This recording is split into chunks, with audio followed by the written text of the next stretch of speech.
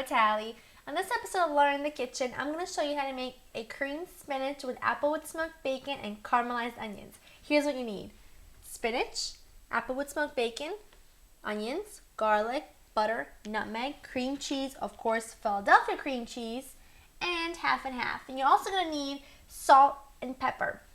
Okay, first thing you want to do is, I use boxed frozen spinach. I just think it's easier this way. Otherwise, I'm going to have to buy 10 bags of fresh spinach and then boil them down to get this much spinach. Okay, so what you do is you defrost them, and then you want to rinse out all the water so you get them nice and dry so they adhere to the cream cheese and the half and half. Smoked bacon, this is what I'm going to work on next. I'm using Applewood smoked bacon for this recipe, and I'm using thick cut. As you can see, it's very important to put your bacon in the freezer for about an hour before you work with it. Makes it very easy to cut. Okay. Now this is a very special recipe. Number one, it is super delicious. And number two, this is the recipe that I will be submitting to Paula Deen for the Real Women of Philadelphia Cooking Contest, which is a contest that you enter in, and you have to, any recipe you make has to include Philadelphia cream cheese. Now, I always use Philadelphia cream cheese whenever I'm making a recipe that calls for cream cheese, not because I grew up in Philadelphia and, you know, I feel like I'm owed to use Philadelphia cream cheese, but I think it's the best one. But I mean, it's totally up to you, but I recommend Philadelphia cream cheese only. Okay, here is your bacon. I'm going to separate it apart just like so, and then we're going to go to the stove and start cooking.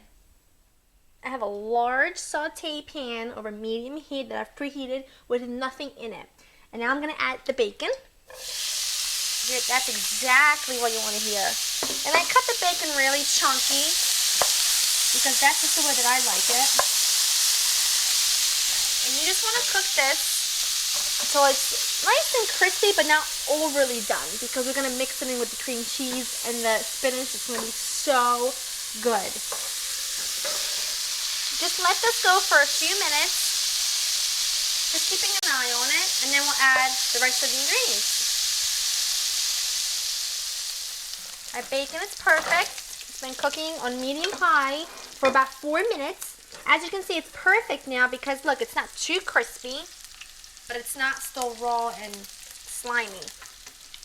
And you can see why I didn't put any oil or butter before the bacon, because it rendered out so much fat, and that's when we're going to cook the onions and the garlic in. So amazing. Okay, let me get this out.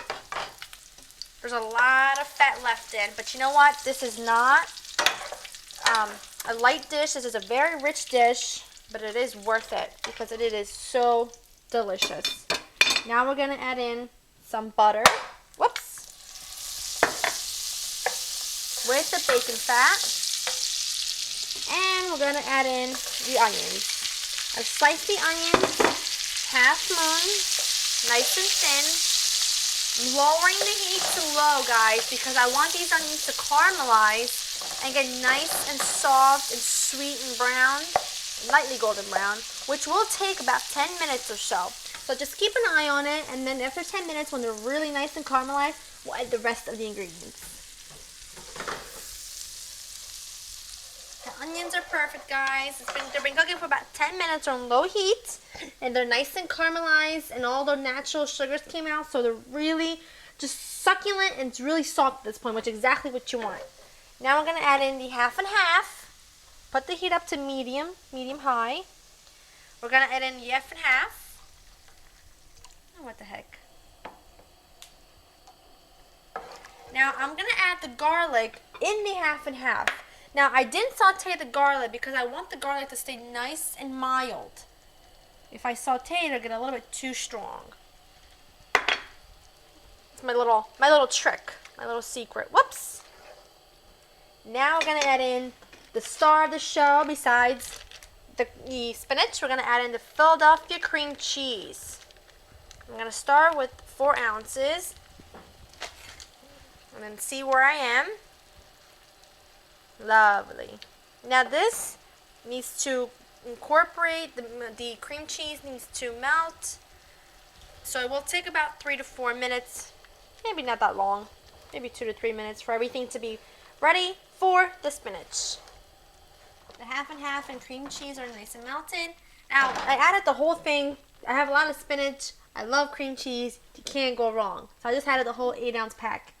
All right, now we're gonna add in the spinach. Oh, yes, baby. And the bacon. Beautiful. Medium low. Mix this so it's incorporated. You want everything to be evenly mixed. Like so. Medium low heat.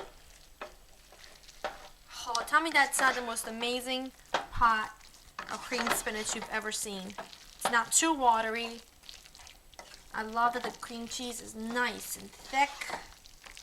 Now we're going to season this. Salt and pepper. Of course, I always start with the pepper, and I don't even know why. Beautiful. And because I'm working with spinach and I'm also working with something creamy, anytime I cook with anything that's got half and half or cream cheese, or anytime I'm making something with dark greens, I always use nutmeg. Fresh nutmeg. Just a little bit goes a long way. It's going to, you're not really going to be able to notice that it's nutmeg, but it's just going to make you think, what is that? It's so kind of spicy a little bit, you know? Perfect. Put this on low now and let this hang out for 10 minutes. You want all those flavors to marry. You want all those flavors to get to know each other. All set, guys. It's been on low heat, really low heat for about 10 minutes. I just want all the flavors to get to know each other. Put it on a beautiful white platter so all those beautiful colors will show. Because remember, you always eat with your eyes first. Yum.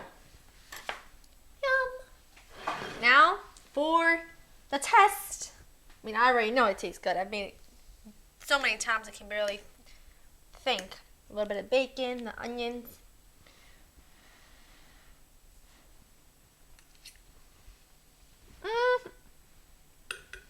Oh my gosh.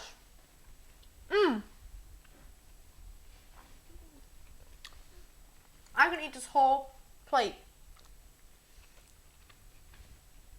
So good, so creamy. I can't even describe it. It's absolutely amazing. Try it and you will totally agree. I know you will. To get this recipe and other recipes, just check out my website, www.laureninthekitchen.com. Paula, check it out. I'll see you guys next time. Bye-bye.